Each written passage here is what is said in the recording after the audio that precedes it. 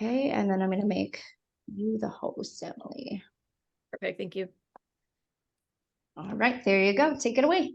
Right, perfect. All right, I'm going to share my screen with you all so that you can see the PowerPoint.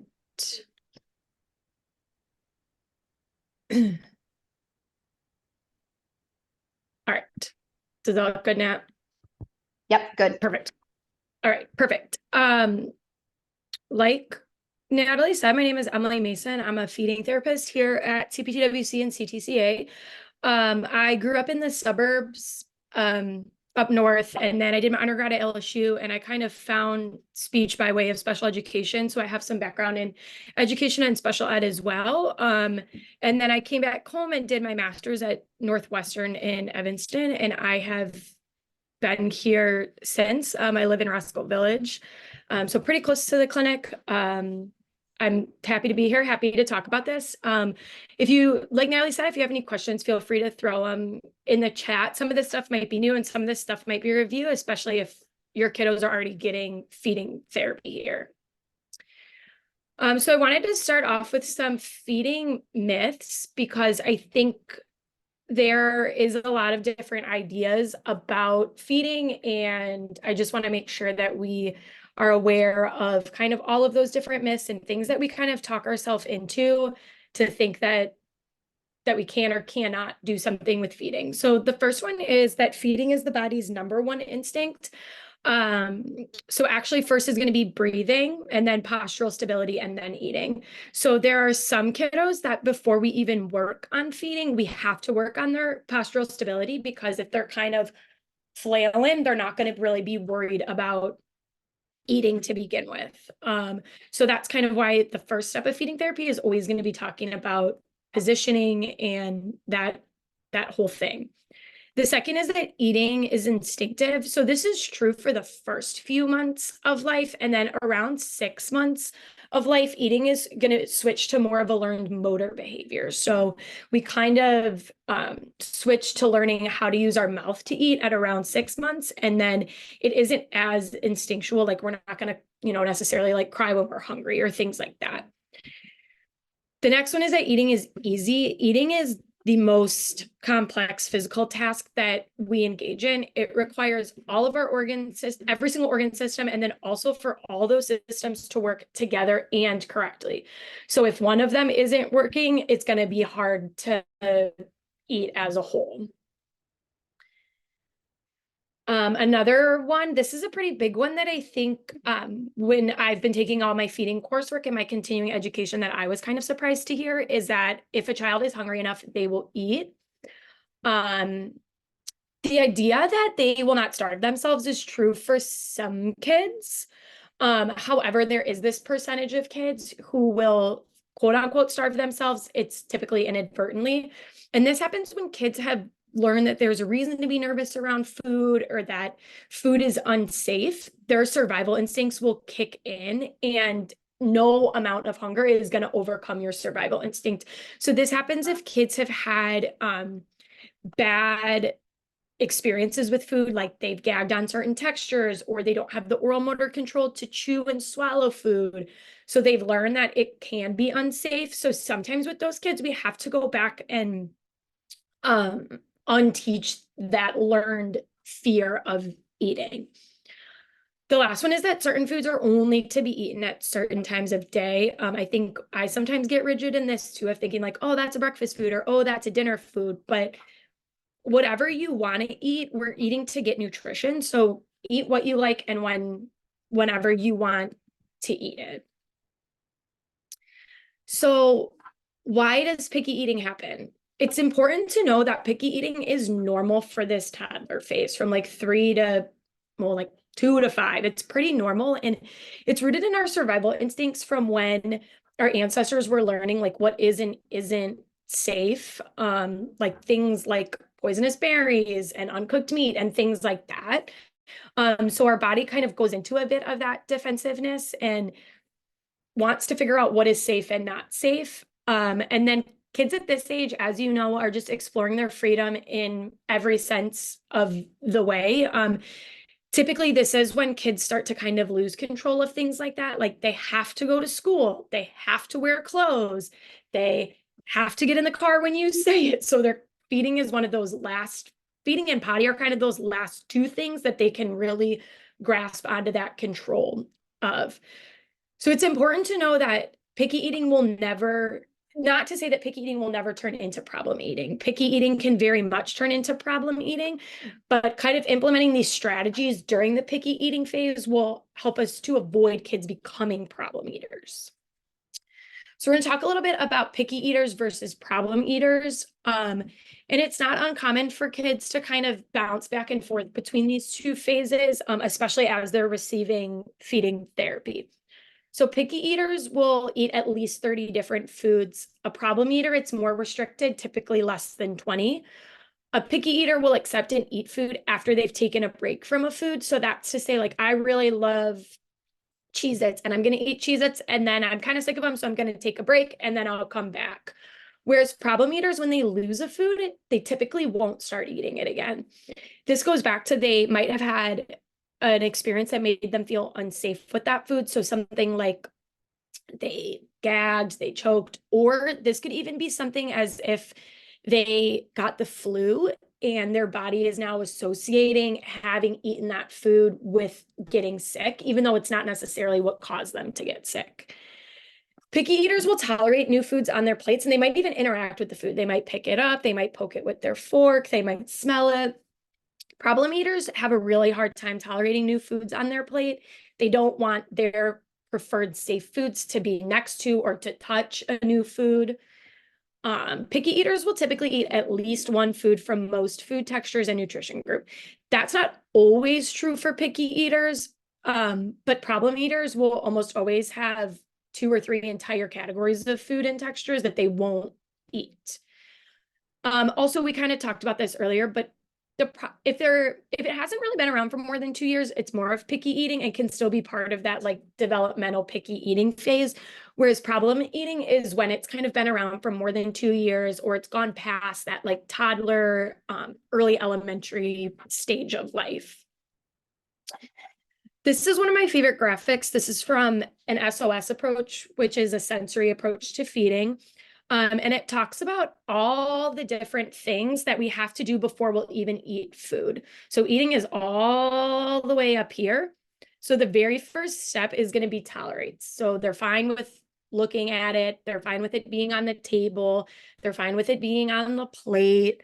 And then the next step is going to be interacts with, which is touching it with a fork.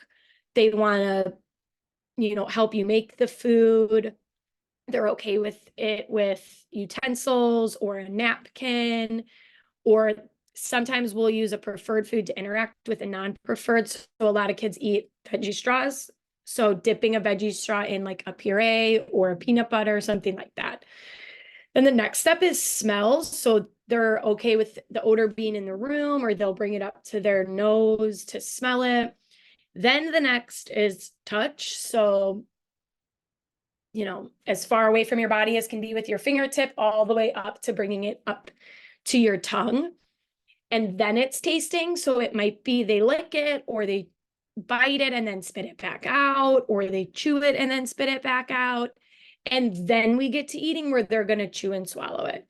So you'll notice this is a lot of things to do before we even chew and swallow the food. And there are some kids that there's some foods where your kids will rapidly go through all of these steps. They won't even need to stop to tolerate it or look at it. They'll just put it in their mouth. Those are more of like their safe foods, foods that they feel comfortable with.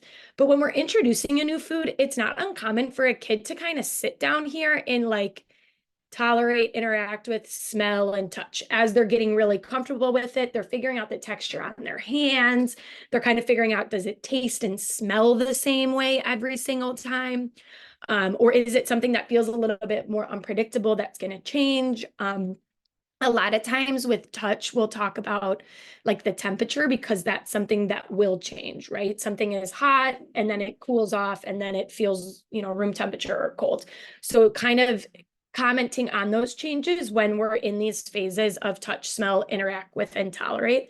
Same thing with like things that melt, ice creams or popsicles, because that's going to change how it's going to look, which is going to make the kiddo feel a little bit out of control because it's not exactly what I thought it was going to do. So exploring all those different forms that foods can be in, and just talking about it kind of in, I always just talk about it super nonchalantly, just kind of like, oh, it's melted now. It looks more like a juice than it did when we started, or it was hot when it came out of the microwave and now it's kind of cold because it's been sitting.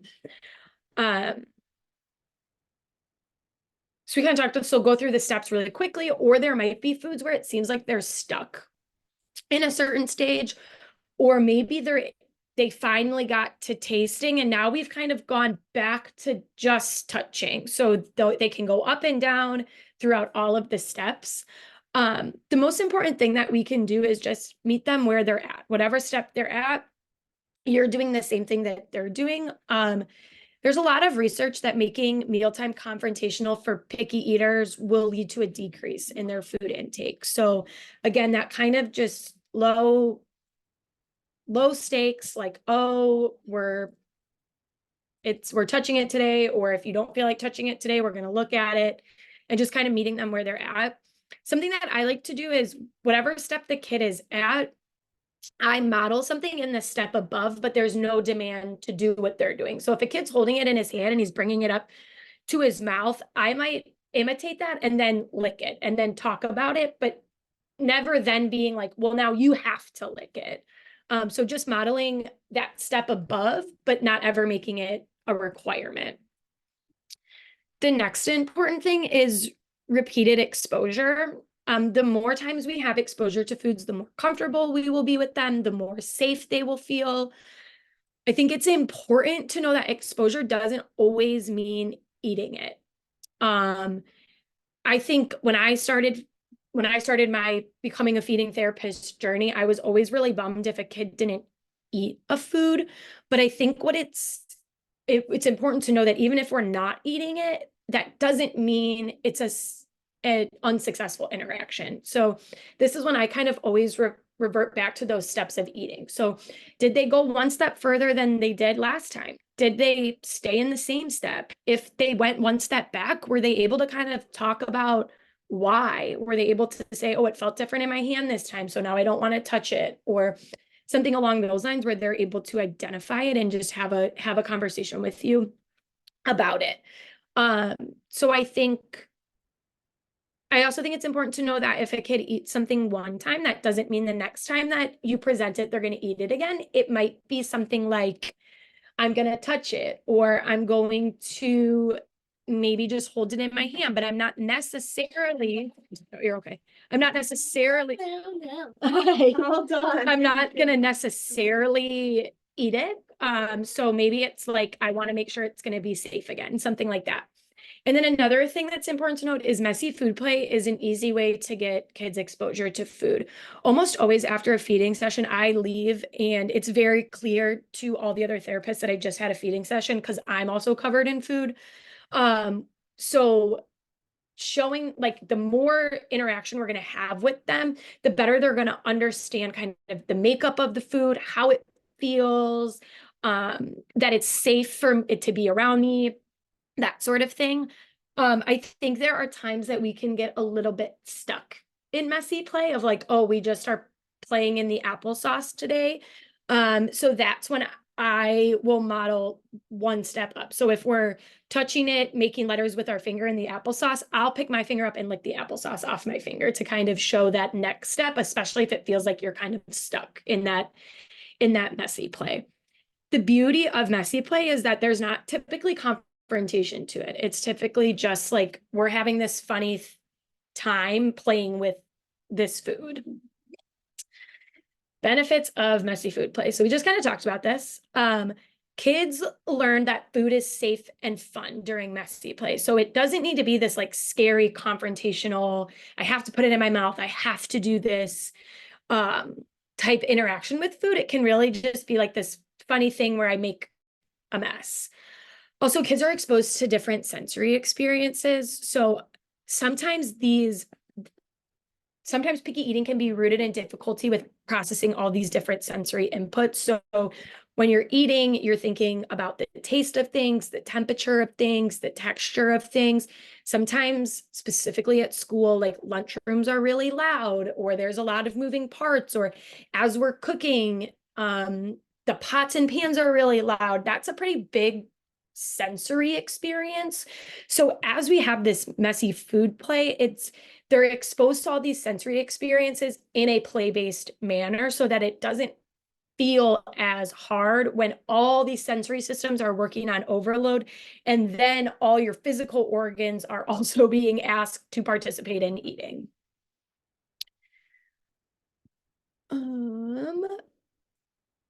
So again, we're going to go back to repeated exposure. Keep putting the food on your kid's plate, even if they aren't eating it. I always narrate, like, I'm just going to put the chicken tender here. You can decide if you'd like to eat it. And then that way, it just being on their plate and being next to their safe foods, they're learning that it's okay that it's there. And then again, kind of putting the ball back in their court of like, you can decide if you want to eat it or not. That's okay. And then always putting that food on your plate as well. Because this will show them that it is safe. If mom's eating it, if dad's eating it, if brother or sister's eating it, grandma, grandpa, it is probably safe. And sometimes there are kids that have a hard time even watching other adults or kids eat not their non-preferred foods. So even just watching you eat it will increase their tolerance to it.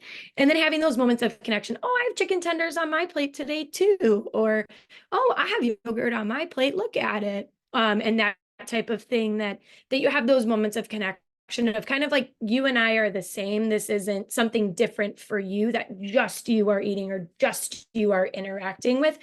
And that feels a little bit better for kids too. This is probably my favorite thing. I grew up like in a kitchen with my grandma all the time. So this is like super meaningful connection, as well as kids owning the process and owning the foods that they're a part of. They are more likely to want to try foods that they help make. We also know with toddlers and just kids and humans in general, being a part of any process empowers them, and then they are able to kind of take ownership over it, of like, oh, cool, I made this. That's great. Let's try it. They want to feel like they're a part of the process. I feel like kids just are like little mini adults that just, they want to be seen, they want to be heard, they want to feel like they're a part of it. And then this is also going to expose them to the foods. And then it also exposes them to the foods in various forms, right? So we chopped up the veggies. They were raw. We can talk about how they were crunchy and hard. And now we cooked them and now they're softer. So for me, I always count raw veggies and cooked veggies as two different foods in a kid's repertoire because they're different textures, they taste different. So exposing them to that process and kids kind of seeing, okay, this raw carrot that I like to eat, I like that crunchy. I went through the whole process to see how it became this soft cooked carrot, and I know it's the same food. So again, it kind of gives them that feeling of safety, that it is a food that they know and like, and it is safe. Preferred foods versus non-preferred foods. So I would say a preferred food is something that they have eaten consistently across people and settings. So we have some kids that will eat, I have families come in and they're like, he will eat this chicken nugget at home 100 out of 100 times. But then when we're in school or a new environment, that can feel, they kind of lose those foods or they don't want to eat them somewhere different. So preferred food is somewhere that we eat across settings and people. So I also have some kids that come in and they're like, for me, those preferred foods, that wouldn't be a preferred food, it would be a preferred food in a certain, so there should always be more preferred foods than non-preferred foods. So there should always be on our plate, we should always have more of what we do like than what we do not like. So I feel like a good ratio is like 3% preferred foods to one non-preferred food is typically what I do, or one new food. And then it's a little bit daunting when the only food on your plate is something that you have never had or that you've never felt comfortable eating. So making sure that they at least have some of those safe foods to fall back on, and then interacting with that non-preferred and going through the steps of eating. And then we'll do small changes to preferred foods. So this is important because we have kids that it's called a food jag. And basically what that is they eat the same thing every single day for breakfast, lunch, and dinner, or they eat the same thing for breakfast every day, then the same thing for lunch every day. And then they get stuck and they don't want to eat it anymore. And then one of the few foods that we do eat is now gone. And that's pretty devastating when I only eat 5 foods anyway. So small changes to these preferred foods are going to help us avoid those food jags. So if they are really good about their peanut butter and jelly sandwich, maybe you use a cookie cutter and cut it in a star or cut it in a circle. Or Valentine's Day is coming up and you cut it in a heart. If they love pasta, but they only eat that angel hair pasta, try something like a macaroni or something like that, that it tastes the same. It's typically the same texture, but it's not the exact same thing that they're always eating. Or using a different brand. So there are some kids that are like, I am strictly a Tyson's chicken nugget only type kid. So introducing those small changes, or like maybe try, if we're not ready for a new brand, instead of a chicken nugget, maybe we try a Tyson chicken tender so that it's still the same texture and breading and recipe, but it just looks a little bit different. If your kiddo has a sensory diet from their OT, or like a home program that you've been implementing, have them complete it before mealtime. So there is a lot of times that when feeding is difficult for kids and families, their energy around mealtime is really high and can feel a bit dysregulating. So what we want to do is we want to kind of bring everyone's energy level down, regulate everyone's nervous system, and then they'll be ready to eat. Another important note is when we're in a heightened state, our body has a hard time feeling hunger. So if I know it's mealtime and I know mealtime is coming up and I know it's hard for me and I kind of get a little bit heightened, I am not going to feel hungry because my body is going to be focusing on regulating myself and bringing my nervous system back to baseline. So if they're dysregulated before mealtime, they genuinely might not be feeling hungry. So completing this sensory diet will allow them to bring their nervous system down. There's also some kids where in the middle of feeding, or I'll do their sensory routine before, and then in the middle of feeding, it's clear that they need a break again. So we'll go run the sensory diet again and just kind of give them that like hard reset, give their body that reset that they need. I utilize the OTs a lot for regulation, especially before mealtime. I know most sensory diets are like 10 minutes, so they can be done pretty quickly. And then if your kid is asking for a break during mealtime, reverting back to that sensory diet, so then it is something that we know is regulating for their nervous system. The most important tip is try to avoid creating pressure around food. So things like you have to eat all the food on your plate, just one bite, you can have blank after you eat blank.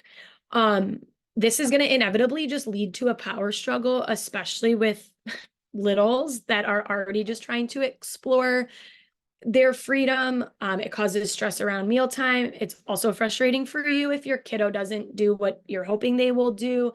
And then that stress kind of just permeates throughout all of it. And then we're going to be dysregulated and then we're not going to feel hungry. So that's why that ratio of like preferred to non-preferreds on the plate is really important. So you can just have exposure to that non-preferred and then start building up some momentum with that non-preferred. I think that helping kids listen to their body's cues and those hunger and satiation cues is really important. I know later in the feeding series, there will be talk about like feeding schedules so that kids can feel hunger and feel full. So that will also play into all of this of if your kid's like, I'm not hungry, just kind of honoring that as well. Were there any questions of the chat, or does anyone want to jump in on a question? So far, there's nothing in the chat, but feel free to unmute yourself and ask any questions.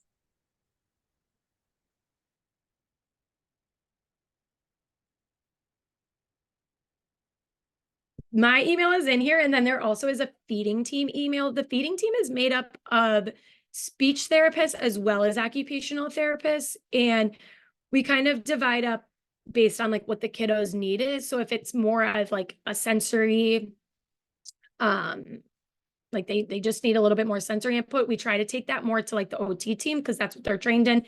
And then if it's more that like oral motor planning and strength, speech does that because that's a little bit more of their review, but there's a lot of overlap between all of this. I think it's rare for kids to just need one.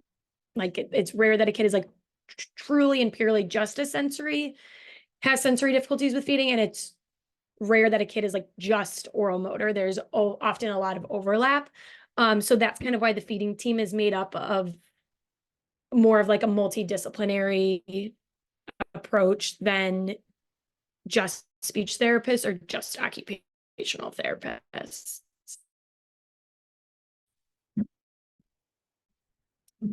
But that email's on there. Feeding can be tricky. It's just a really lengthy process.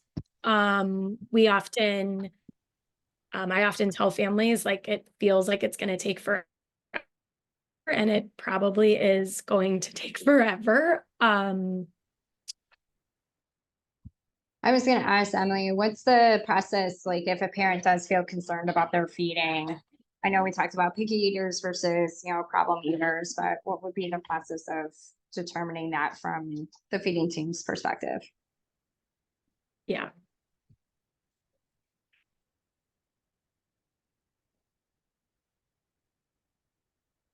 Oh, I probably cut out. Did you hear my question, Emily? Oh, no, sorry. No, that's okay. Sometimes our internet, guys, is a little wonky over here. I was talking about like if a parent does have feeding concerns, since there is a lot of sensory stuff, like what would the process to be for some of our clients here to get started? Or obviously they can email you guys and walk through it, but on a typical, what would that kind of look like for getting that process started for feeding? Yeah, so here we do like an evaluation, and the evaluation will look at your kiddos like overall motor skills. Like, is the breakdown that like they're legitimately having a hard time managing the food in their mouth, or is it more of like I can manage? And that stuff, we look at that without food so that we're able to get a really accurate view of what it looks like without food. Because sometimes they show us different skills with and without food.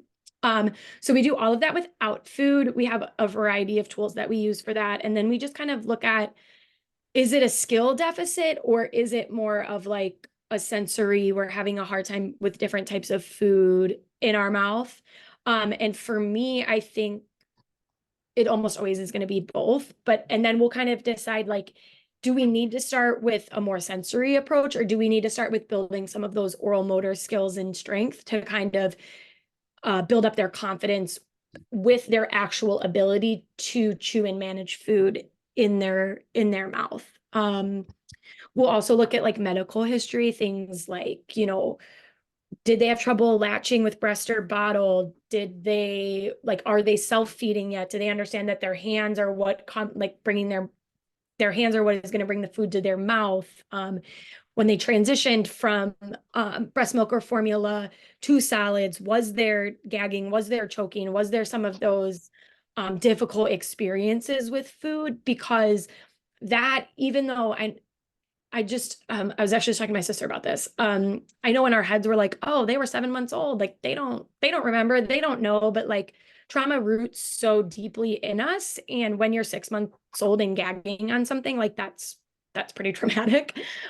So kind of unlearning that unsafe feeling around food, that even sometimes when I talk to families, they're like, oh, I haven't even really thought about that because it was so long ago. But yeah, they did have a little bit of trouble when we transitioned to purees or solids, or when we would kind of do that mixed texture of solids and purees. That was tricky. So things that we haven't thought about in a while are important for when we're thinking about the feeding trajectory and kind of the plan of care.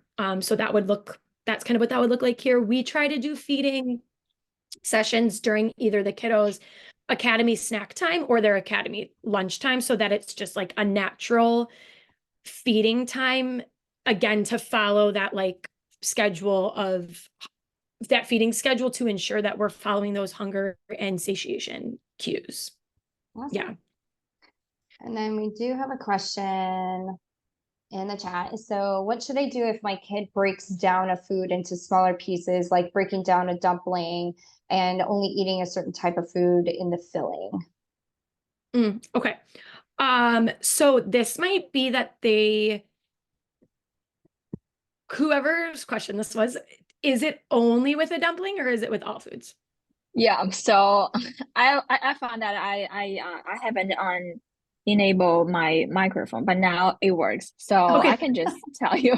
Okay, perfect. Yeah. So she just only want a certain part of food. Like if I offer a salmon, she would just peel it off the skin part and only eat the pink part rather than the gray part, which is closer to the skin. Or like if I offer the rib, she would only peel off like on the lean part, not the fat. So just very picky on those parts of the food instead of just eat them. And for the dumplings, she would like break it down like that's the wrap and there's the fillings. And oh, there was a shrimp in the filling. I probably would only eat the shrimp. And there was a carrot, I probably eat that. But if that is a veggie in it, I'll avoid that part. So always like when we eat, we'll just eat the whole thing. But in her plate is like all of the foods, and in that way she cannot use her utensils, just use her hand to pick things up, and which is really not a good table manner, and also it's just not the way that we are expecting her to eat. So Yeah. I'm just wondering, is there a problem? What should we do? And how we can make her to accept the whole thing. Yeah, if I had to guess, I would imagine that there are certain textures that she either does not like in her mouth or they're more difficult for her to manage. So that the outside of a dumpling is, I mean, based on how you cook it, sometimes it's a little bit wet or it's more crunchy, right? So like that's something that can change based on how you present it. It might be that she's having a harder time managing those textures, or she doesn't like the texture. Also the gray part of the salmon, it might be the color. She doesn't like the color, or she might have one time had a piece of the gray in her mouth and it didn't feel safe. It's kind of hard to know exactly what causes all of this. But if you feel like there's certain things that she's having a harder time managing in her mouth, then we can that's something that we could put like a pre-feeding routine in to kind of build up that strength and motor control. I would say in terms of like trying to eat things whole, things that have multiple textures in one item. So like a dumpling, the outside is different than the filling, and the shrimp is different than the carrot, and all of that. It's sometimes hard to manage multiple textures in your mouth at one time. I think I always says like sometimes families are always like, I want them to eat yogurt with fruit in it. And I'm like, okay, great. So I have to get you to eat the yogurt, and then I have to get you to eat the fruit, and then I have to get you to eat it together. So if she's breaking things apart and eating all the different parts, then we can work towards her eating it all together. But if she's breaking it apart and only eating parts of it, there's probably a preference for the parts that she's not eating. Does that make sense?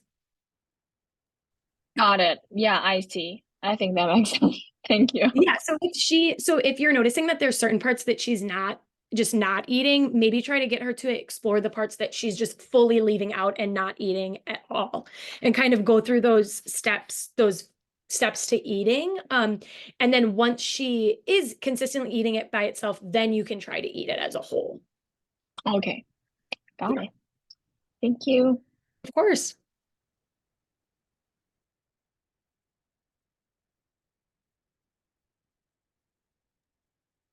Anybody else have any other questions or comments for Emily?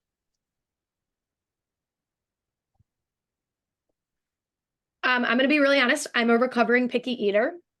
I was definitely a kiddo that lost a lot of foods at like 3, 4, 5.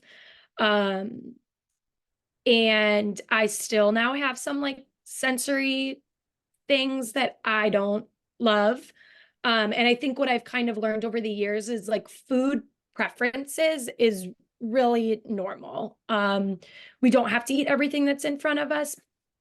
And if we're leaving out full groups of food, that's where it can be a bit more concerned, kind of what a red flag is. So I urge you to think deep about, like, is this a preference or is it a true difficulty with like a whole entire texture or a whole entire group of food, and kind of do some investigative work with that as well. Like, I just don't like that flavor, or I just don't like that flavor yogurt, or I don't like any yogurt at all. That's two very different things that we would need to work on and address.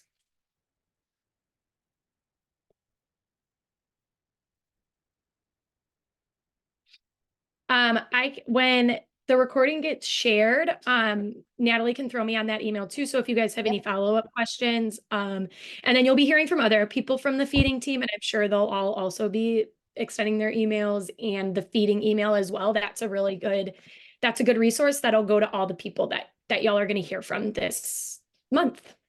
Yep. And I'll share the presentation. I'll drop it as a PDF so that you guys can flip through it, review the notes and things like that. And then I also will share the recording probably later this week. I just want to make sure everything recorded okay. Again, I know our connection is pretty wonky here. But hopefully you guys caught everything, but we're here to help with everything. And again, we have 3 more weeks of feeding series to kind of go through. So we're excited to bring the next step next week. And then in March, we'll be doing the IEP series.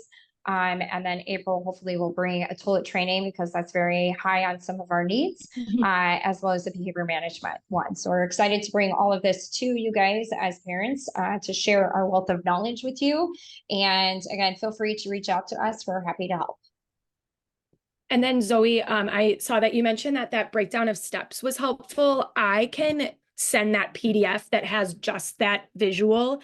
And then Natalie can send that as just like an extra attachment. I refer to that like literally all the time.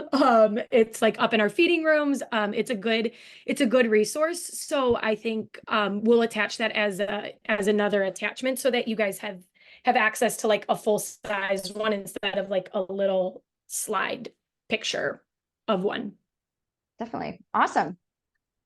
Well, again, thank you guys so much for joining us today. And we look forward to continuing on with the series next week, same time, 12 to 1 on a Wednesday. And again, if you need anything, feel free to reach out and then we will send out everything at the end of this week.